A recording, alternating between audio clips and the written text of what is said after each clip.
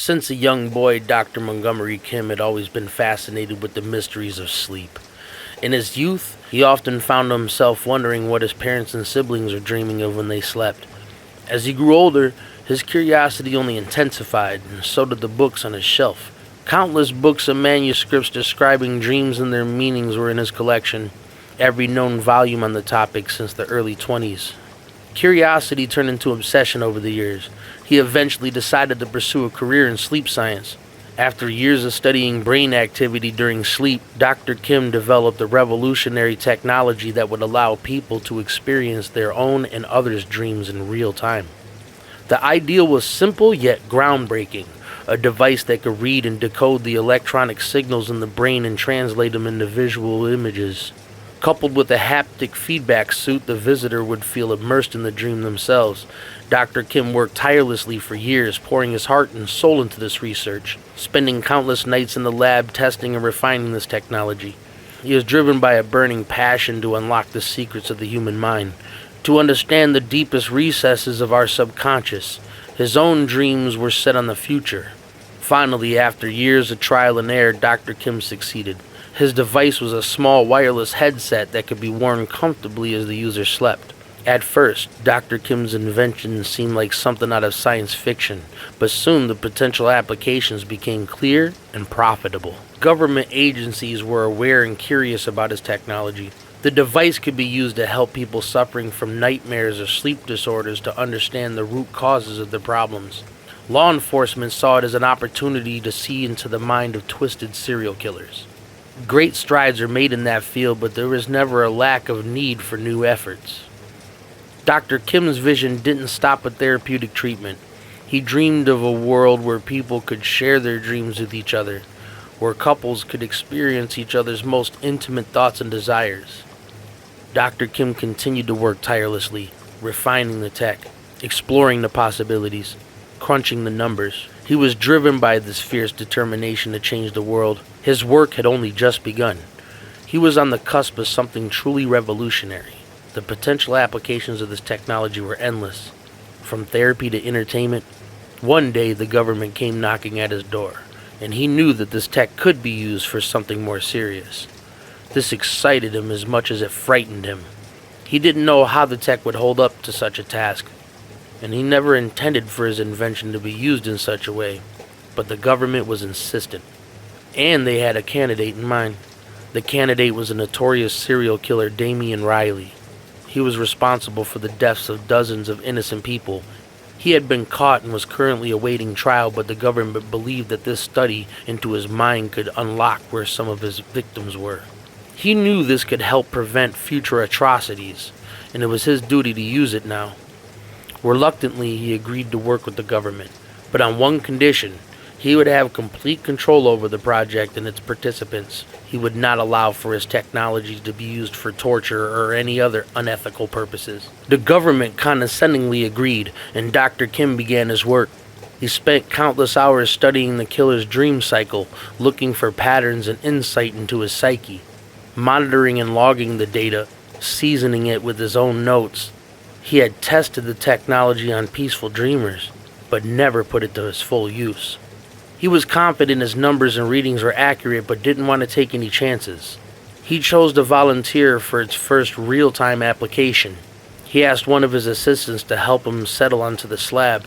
He placed the device on his head, and the LED lights at his tips were indicating connection. His assistant slipped an IV into his veins, pumping a cocktail invented for this process. Slowly, blackness overcame his senses. A faint white light started pinprick small in his vision, growing to encompass his whole peripheral.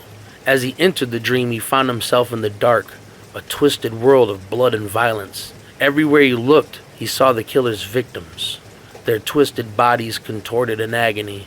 The killer himself was there too, a shadowy mass lurking in the darkness.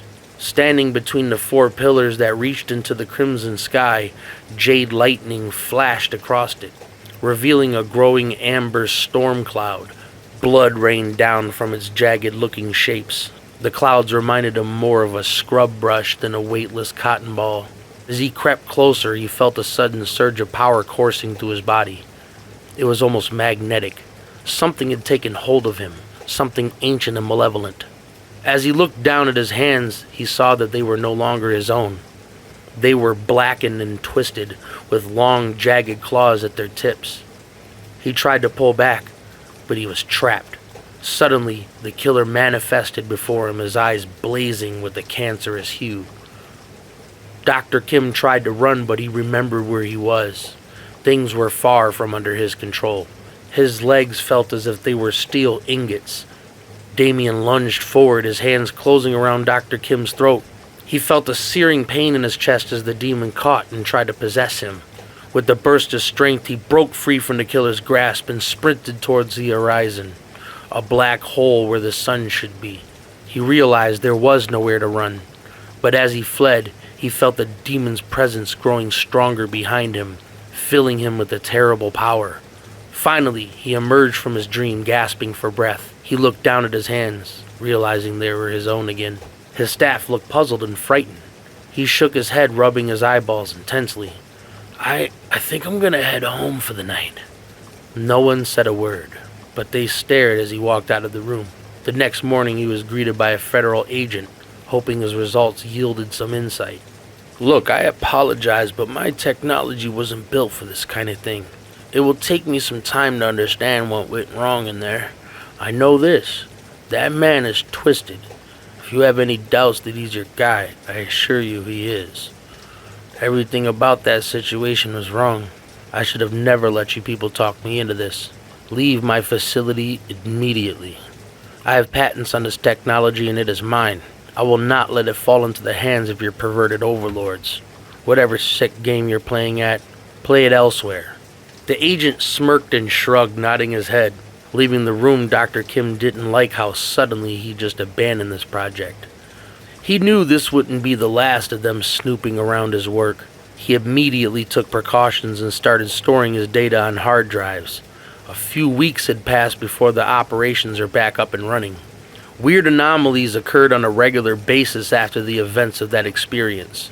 With all of their combined knowledge and education, the issue avoided them. They recalibrated the machine's frequencies, response rates, and wanted to give it another test run. Instead of a human subject, they sedated a chimpanzee and strapped him to the steel slab, fastening its arms against the rubber cushions. To their surprise, the readings were fairly normal. Brain activity was lit up on the monitor, REM sleep had been engaged. The ape was deep in his slumber, and after a few minutes that seemed to last for eternity, images sharpened on the monitors and colors bled into the feed. It was clear the chimpanzee was dreaming of floating vine to vine in a canopy of some lush forest. Suddenly, chemical imbalances started filling their gauges on the monitors. Wavering lines outlined in big peaks and valleys, far outside of the baseline of this chimp. In its dream, the chimpanzee missed its grip and fell to the forest floor. The horrified onlookers watched as 3 lionesses tore the chimp apart. Injecting a stimulant into the chimp's IV, it shot its eyes open, screaming and flailing on the table.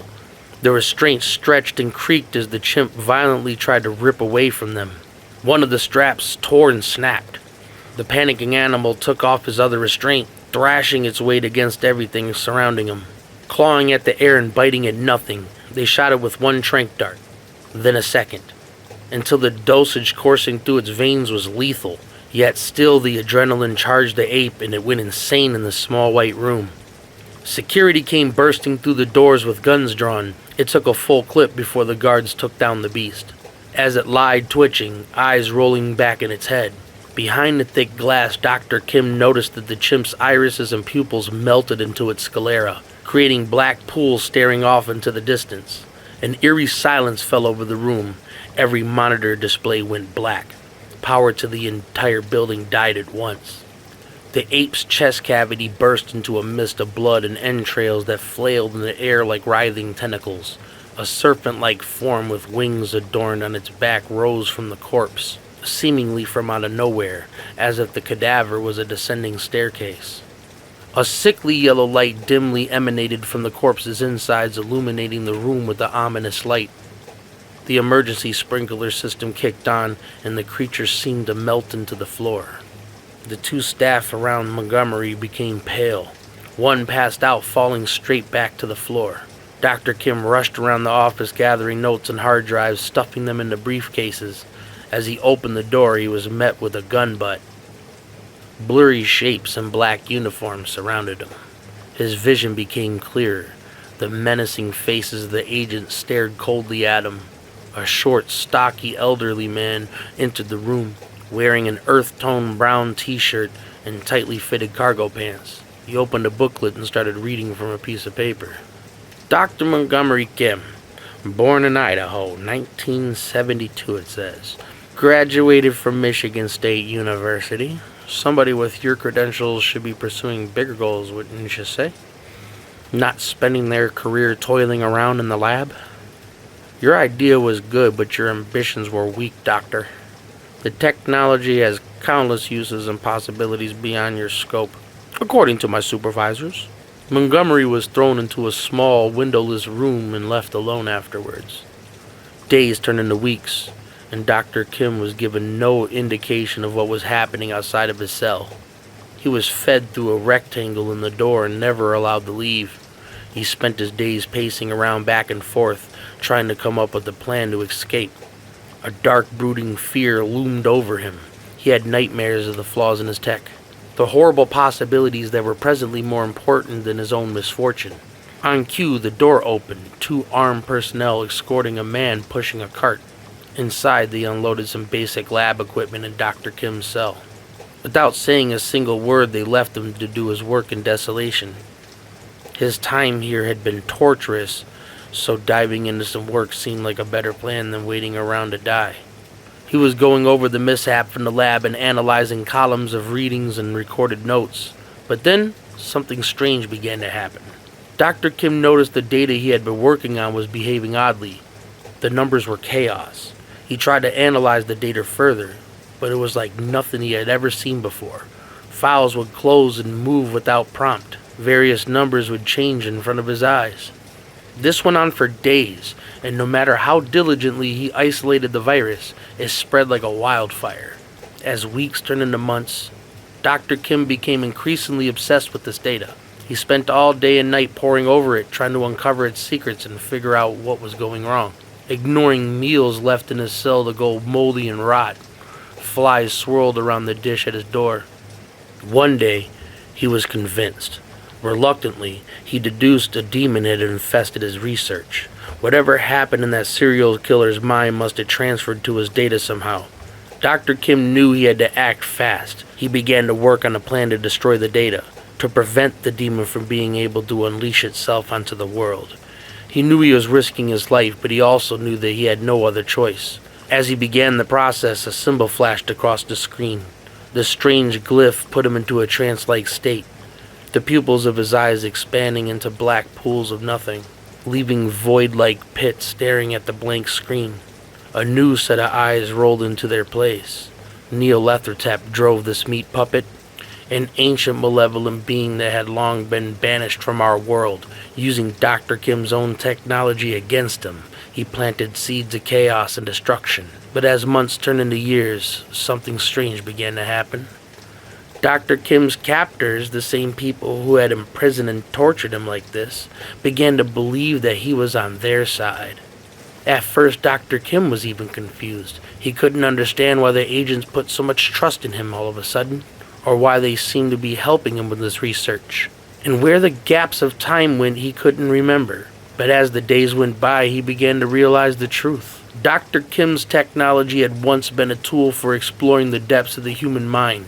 It became a weapon to enslave humanity. With Neolethrotep's guidance, Dr. Kim was able to use this device to enter the dreams of people all over the world, planting seeds that would slowly flourish into a garden of hatred. The world slowly fell under his control. Governments were toppled, cities were destroyed systematically, and chaos reigned. The few remaining free humans huddled in secret, desperately trying to find a way to stop Dr. Kim and the entity that controlled him. But it was too late. He was now just a puppet of Neolethrotep. The world belonged to him in the pantheon of gods that he called himself a part of. As humanity was enslaved and the world plunged into darkness, the last thing anyone heard was Dr. Kim's laughter echoing through the ruins of civilization. The mad cackle that signaled the end of all things.